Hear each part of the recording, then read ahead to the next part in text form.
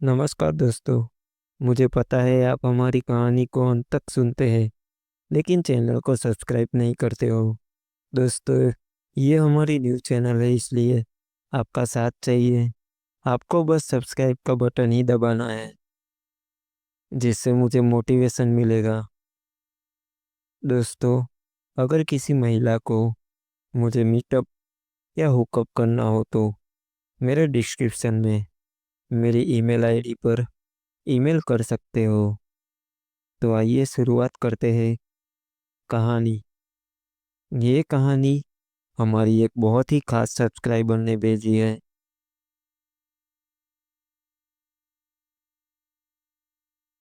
उस बार बुआ के यहाँ मुझे जो मज़ा मिला उसे मैं आज तक नहीं भूल पाती हूँ। मैं सालू हूँ। मैं बहुत सुंदर और गोरी हूँ। शादी से पहले ही मेरी सुंदरता के चर्चे दूर दूर तक थे। शादी से पहले भी मैं हमेशा सच सवर कर रहती थी। अब तो मेरी शादी हो गई है और मैं 26 साल की हूँ। ये उस टाइम की बात है जब मैं ग्रेजुएशन कर रही थी और 21 साल की थी। एक बार गर्मी की छुट्टियों में मेरी बुआ के यहाँ पूजा थी, तो मुझे बुआ ने अपने यहाँ मदद के लिए बुला दिया। मेरी बुआ बहुत सुंदर और गोरी है। उनको देख देख के लगता है कि वो बस अभी 30 साल की ही होगी। मुझे नहीं पता था बुआ के यहाँ मुझे वो सुख मिलेगा जो मैं पहले कभी नहीं पाई हूँ। और मैं बुआ और फूफा को इस तरह देखूंगी। मैं एक बुआ के यहाँ गई तो वहाँ उनका लड़का, यानी मेरा कजिन, जो कहीं बाहर हॉस्टल में रहता था, वो भी गर्मी की छुट्टियों की वजह से घर आया हुआ था। उसका नाम केविन था। वो मुझसे 2 साल छोटा था, इसलिए मुझे वो दीदी कहकर बुलाता था। उसे देखकर मैं बहुत खुश हुई। मैंने कहा, केविन, तुम ना होते तो मैं तो यहाँ बोर हो जाती। वो बोला, दीदी, मुझे पता चला आप यहाँ आने वाली हो, तभी मैं भी हॉस्टल से आया, वरना मेरा दोस्तों के साथ घूमने जाने का प्लान था। हम लोग काफ़ी दिनों बाद एक दूसरे को देख रहे थे, तो मैंने कहा कि तुम तो अब बहुत स्मार्ट और सुंदर हो गए हो।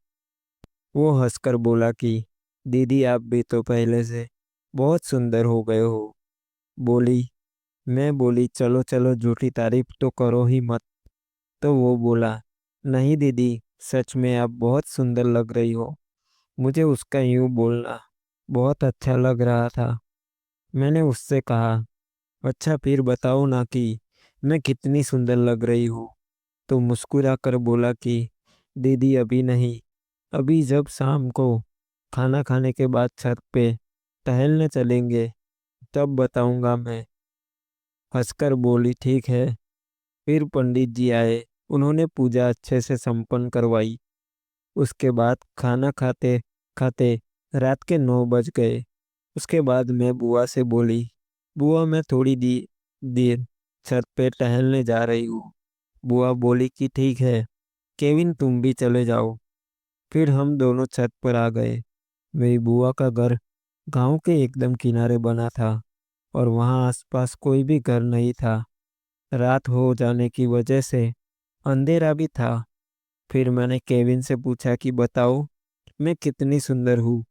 तो वो बोला, दीदी, आप सच में इतनी सुंदर हो कि क्या बताऊँ। मुझे आपको देखते ही रहने का मन करता है। इसके इस तरह बोलने से मैं शर्मा गई और मुस्कुराकर बोली कि बस देखते ही रहने का मन करता है या कुछ और भी। वो बोला, मम्मी पापा का कार्यक्रम तो मैं रोज ही देखता हूँ। मैं सेंध रह गई। मैं बोली, झूठ मत बोलो, तुमने बुआ फूफा को कब देख लिया। वो मुस्कुरा कर बोला, रुकिए, अभी बताता हूँ। उसके बाद बुआ ने हमें बुला लिया और बोली कि तुम दोनों ऐसी वाली रूम में सो जाना, वरना बहुत गर्मी लगेगी। उसके बाद हम लोग रूम में आ गए। वो बोला, अभी जगती लेना, आज मैं तुमको ऐसा दर्शन कराऊंगा जो तुम कभी नहीं की होगी। थोड़ी देर बाद वो बोला, अब चलो। हम लोग बुआ की कमरे के पास गए। अंदर लाइट जल रही थी और दरवाज़ा बंद था, लेकिन खिड़की ऐसी लगी होने की वजह से थोड़ा खुली थी। उसने कहा, खिड़की से एसी के बगल से चुपके से अंदर देखो। मैं अंदर देखी तो कार्यक्रम चल रहा था। बुआ इतनी खुश देख रही थी कि क्या बताऊं। फिर मैं शर्मा कर रूम में भाग आई। करजन भी थोड़ी देर बाद आ गया। वो मुझे देखकर मुस्कुराया। फिर उसने मुझे उस सुख का एहसास कराया जो मुझे पहले कभी नहीं मिला था। मैं एकदम तृप्त हो उठी। मुझे इतना मज़ा पहले कभी नहीं आया था। मुझे इतना आनंद मिला कि फिर मैं बुआ के यहाँ पूरा 1 महीना तक रुकी और आनंदित होती रही। तो दोस्तों, यह थी हमारी कहानी। धन्यवाद।